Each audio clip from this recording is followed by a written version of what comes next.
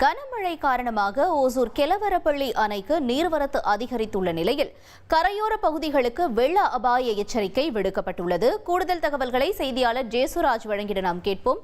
ஜேசுராஜ், வணக்கம். தற்பொழுது கெலவரப்பள்ளி அணைக்கு இருக்கக்கூடிய நிலவரம் என்னவாக இருக்கிறது? கரையோர மக்களுக்கு இருக்கக்கூடிய இந்த வெள்ள அபாய எச்சரிக்கை தொடர்பான தகவல்களையும் பகிர்ந்துக்கோங்க.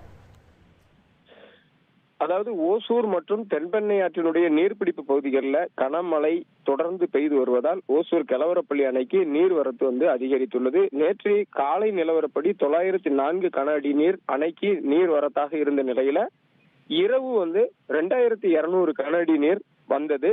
இந்த அணையிலிருந்து அதே அளவு நீர் வெளியேற்றப்பட்டதால் ஆற்றில் வெள்ளம் கரை புரண்டு ஓடியது. அதே போல மழைக்காலங்களில் ரசாயன கழிவுகள் அதிக அளவு கலக்கப்பட்டு ரசாயன நுரைகளும் அதிக அளவு தென்பெண்ணை ஆற்றில் சென்றது. இதனால அணைக்கு அருகே உள்ள தரைப்பாலத்தை மூழ்கடித்து சென்றது. இதனால் இரவு நேரத்துல அந்த பகுதியில நந்திமங்கலம் போன்ற கிராமங்களுக்கு மக்கள் செல்ல முடியாத சூழல் ஏற்பட்டது.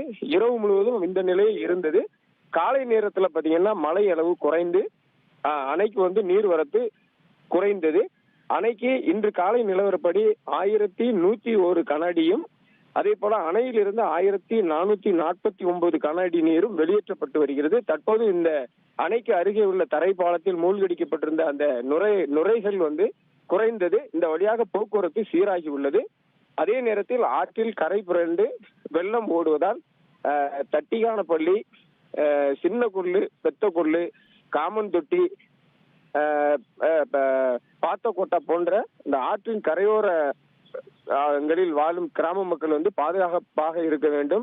ஆற்றில் இறங்கவோ குளிக்கவோ கூடாது, ஆடு மாடுகளை குளிப்பாட்டக்கூடாது என்று மாவட்ட நிர்வாகத்தின் மூலம் தண்டோரா போட்டு எச்சரிக்கை விடுக்கப்பட்டுள்ளது. தகவல்களுக்கு நன்றி ஜேசுராஜ்.